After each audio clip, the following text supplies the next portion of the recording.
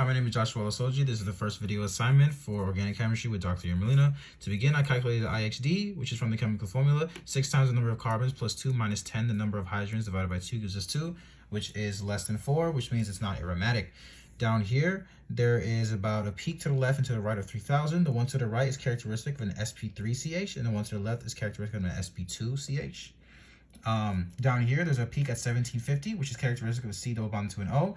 And to the right, there's a peak here at about 1600, which is characteristic of a C double bonded to a C, which is an alkene in this case. There are more peaks over here, which would indicate an aromatic ring, an aromatic C double bonded to a C, but we know that's not the case from the IHD. There's no aromatic rings.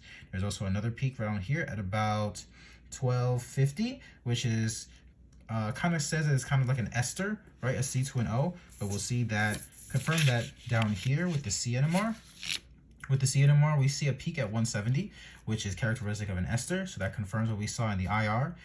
Here we see two peaks, which are close to each other within the range of 120 to 140, which is characteristic of an alkene.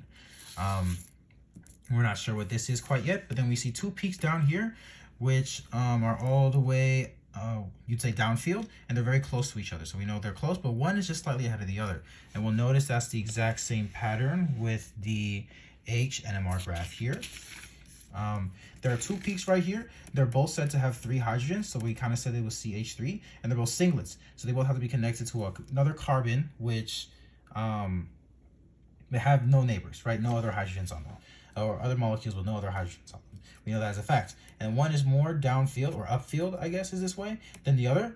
And so we know that this one has to be next to a double bond because they're both close, but one is just slightly more upfield, right? And then this one is 2H, and it's also a singlet. So we know it has to be a CH2 double bonded to a C, which confirms what we saw up here, because that's kind of the only way you can have 2 hydrogens and then still be connected to a neighbor that has no hydrogens on top of them.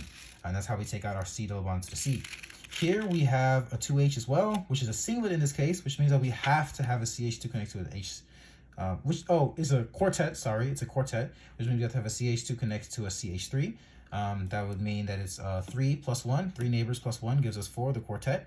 And so putting all of these steps together, we come down here to the molecule. Our ester is here, which we confirmed from above from the CNMR.